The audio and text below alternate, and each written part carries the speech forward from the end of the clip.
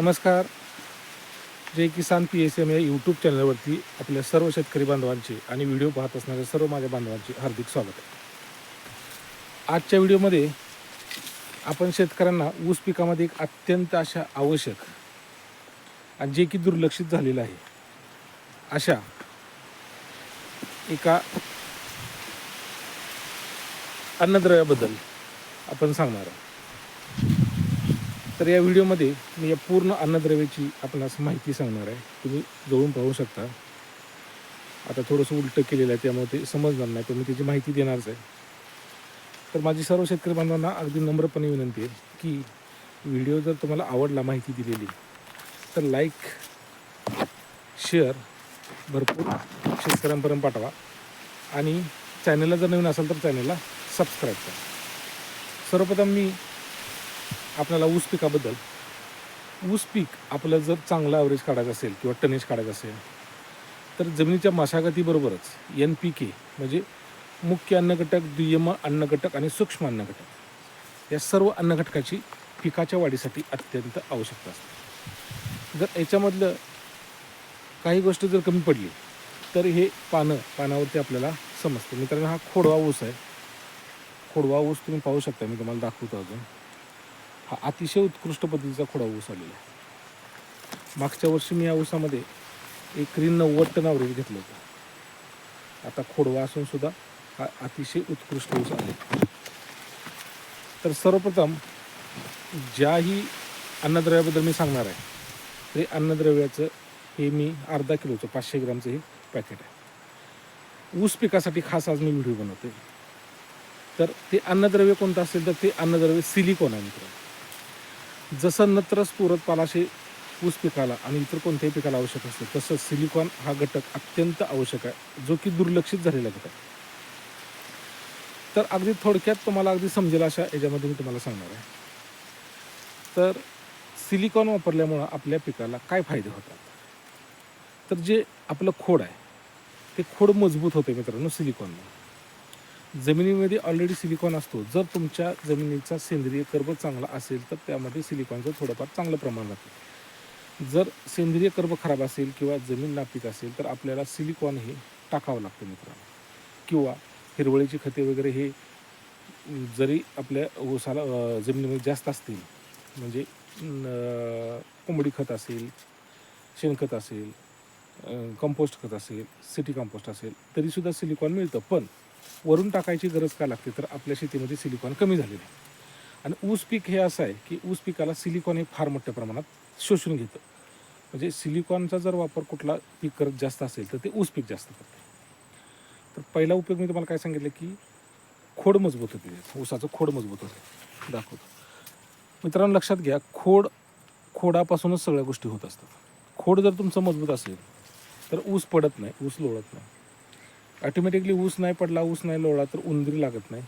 आणि उंदीर लागला नसल्यामुळं ऊस चांगल्या प्रतीचा राहतो. जर उंदीर लागला तर ऊस कुडतरला जातो आणि तिचं ऊस मधूनच मोडतो, म्हणजे वाळून जातो ऊस. पहिलं झालं खोड मजबूत होते.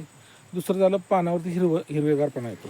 हे जी पानं आहेत, ही पानं मोठी, या पानावरती हिरवेगारपणा आल्यामुळं प्रकाश संश्लेषण मित्रांनो वाढतं. ह्याच्यामधलं अन्न म्हणजे हिरवं, म्हणजे क्लोरोफिल निर्मिती जास्त झाल्यामुळं, सूर्यप्रकाशाच्या सान्निध्याबरोबर ह्या सिलिकॉनमुळं क्लोरोफिलची निर्मिती जास्त झाल्यामुळे अन्न तयार करण्याची प्रक्रिया वाढते मित्रांनो. त्यामुळे ऑटोमॅटिकली ऊसाची वाढ चांगली होते. दुसरा महत्त्वाचा मुद्दा, ह्याच्यावरती एक थर तयार होतो मित्रांनो सिलिकॉनमुळे. हा थर रसशोषक काही किडी असतील तर त्या रसशोषक किडींना तो बळी पडून देत नाही. हा सगळ्यात महत्त्वाचा मुद्दा आहे. रसशोषक किडींना बळी पडून देत नाही. त्याचबरोबर दुष्काळ असेल, उन्हाळा असेल, जास्त ऊन असेल तर ह्याच्यापासून ह्याला कवर तयार झाल्यामुळं त्याच्यापासून संरक्षण होतं. दुसरा महत्त्वाचा मुद्दा, जे जमिनीमध्ये फॉस्फरस असते, फॉस्फरसयुक्त खतं, ते सिलिकॉनमुळे जास्त प्रमाणात शोषून घेतले जातं मित्रांनो. म्हणजे ऊस लोळत नाही, खोडाची चांगली वाढ होते. आणखी एक महत्त्वाचा मुद्दा, मध्ये ऊसामध्ये रिकव्हरीचं प्रमाण वाढलं जातं मित्रांनो.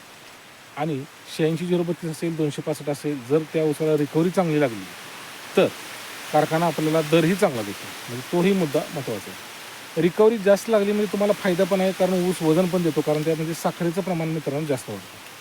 ज्या वेळेस पाण्याचं प्रमाण कमी होऊन साखरेचं प्रमाण ऊसामध्ये जास्त वाढतं त्यावेळेसच ऊसाला आवरेज येतं, हा मुद्दा तुम्ही लक्षात ठेवा. पाणी ऊसामध्ये असेल तर तेवढं वजन येत नाही मित्रांनो. तेवढं ऊस ज्यावेळेस परिपक्व होतो त्यावेळेस ते रूपांतर साखरेमध्ये झाल्यानंतर साखर ही वजन देते. ज्यावेळेस ऊस परिपक्व होतो म्हणजे सिलिकॉन हे साखरेचं प्रमाण म्हणजे ऊसाची रिकव्हरी वाढवण्यासाठी मदत करते. रिकव्हरी वाढती म्हणजे साखरेचं प्रमाण वाढतं. साखरेचं प्रमाण वाढल्यामुळं त्यामध्ये वजनाचं प्रमाण वाढलं जातं. हे असे काही ठोकळ सिलिकॉनचे फायदे आहेत मित्रांनो. त्याचबरोबर हे जे मी 500 ग्रॅमचं माझ्याकडं पुढं आहे ते तुम्ही स्प्रे करून मारला तर चालतं आहे किंवा खाली आळवणी घातली तरी चालते. साधारणतः 1 महिन्याच्या पुढं तुम्ही हे सिलिकॉन हे प्रत्येक खताबरोबर वापरलंच पाहिजे मित्रांनो. कमीत कमी एकरी 1 पोतं, तुमचे 2-3 डोस होत असतील तर एकरी 1-1.5 पोतं तुम्ही घाला तुमच्या बजेटनुसार, पण सिलिकॉन हे घाला. आता कंपनीनं काय सांगितलेलं आहे ते तुम्हाला वाचून दाखवतो. हे नैसर्गिक खनिज आणि संयुग असून ते फवारल्याने झाडाची रोपांची जलद गतीने वाढ होते. झाडांमध्ये सिलिकामुळे ताण आणि रोग प्रतिकारशक्ती वाढते मित्रांनो. सगळ्यात महत्त्वाचं मुद्दा. रसशोषक किडीच्या हल्ल्यातून पिकाचे संरक्षण होते. कारण मी तुम्हाला सांगितलं ह्याच्यावरती थर तयार होतो पानावरती, त्यामुळं रसशोषक किडी ते खाऊ शकत नाही. बुरशीजन्य जीवाणूजन्य रोगाची तीव्रता कमी करते. बरोबर आहे. फळांना चमक येते, फळांवर काळोखी वाढते मित्रांनो. ॲटोमॅटिकली आत्ताच तुम्हाला सांगितलं ऊसावरती प्रकाशाबरोबरच सूर्यप्रकाशाबरोबरच सिलिकामुळे क्लोरोफिल तयार होतं, त्यामुळे अन्ननिर्मिती चांगल्या प्रकारे होते. अन्ननिर्मिती चांगल्या प्रकारे झाली की वाढ चांगली होती, प्लस काळोखी चांगली होती. फळांची व भाजीपाल्यांची पीक काढणीनंतरची साठवण कालावधी वाढवतं. म्हणजे त्यात तुम्हाला सांगितलं त्यात कठीणपणा येतो. ऊस जर असेल तर ऊसाला कठीणपणा येतो, त्यामुळे ते लोळत नाही, टणक होतं, कशाचा त्याच्यावर आघात होत नाही. साठवणीत फळ कुजण्यामुळे होणारे नुकसानी बऱ्याच अंशी कमी होते. कारण जर त्याचं जे साल जी कठीण असेल तर साठवणीच्या वेळेस त्याला काही जास्त डॅमेज होत नाही. मुळकूज रोगांचे बऱ्याच अंशी अटकाव करतो मित्रांनो. पिकांवर फवारलेल्या रसायनांचा शोषण कमी करण्यास मदत करते. बरोबर. आता हे 1.5 ते 2 ग्रॅम सिली प्लस पाण्यातून पिकाच्या वाढीच्या अवस्थेनुसार फवारावे. 1.5 ते 2 ग्रॅम पाण्यातून. फवारणी करताना प्रत्येक वेळी पूर्णपणे ढवळून घ्यावे आणि फवारणी करण्याच्या अगोदर हे पाऊण तास भिजत ठेवून त्याचं योग्यपणे मिश्रण करावे आणि मगच तुम्ही आळवणी सोडणार असेल किंवा फवारा मारणार असेल किंवा स्प्रे घेणार असेल तर ते करा. मित्रांनो, सिलिकॉनचे अगदी थोडक्यात आणि महत्त्वाचे परिपूर्ण मी तुम्हाला फायदे सांगितलेले आहेत. माझा एकच मुद्दा आहे, तुम्हाला जर व्हिडिओ जर आवडला असेल मी तुम्हाला ऊस पण दाखवतो तर तुम्ही अगदी 100% तुम्ही लाईक सबस्क्राईब करा आणि व्हिडिओला जास्तीत जास्त लोकांपर्यंत पाठवा मित्रांनो. चांगले व्ह्यूज द्या.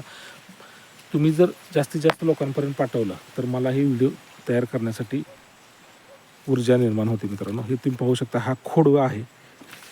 पलीकडे 265 आहे, अलीकडे 86-032 आहे. तुम्ही म्हणणार नाही मित्रांनो खोडवा आहे म्हणून. तुम्ही पाहू शकता मी ह्याच्यावरती स्प्रे मारलेला आहे. काळे डाग पडलेले आहेत बघा. तुम्हाला दिसत असेल तर सांगतो. हे फुलविक ॲसिड, सीवीड आणि हेच जे आता मी तुम्हाला सांगितलं सिलिकॉन, ह्याच्यामध्येच मी घेतलेलं आहे. तर माहिती जर आवडली तुम्हाला तर चॅनलला सबस्क्राईब करा, लाईक करा, शेअर करा, सबस्क्राईब करा. धन्यवाद.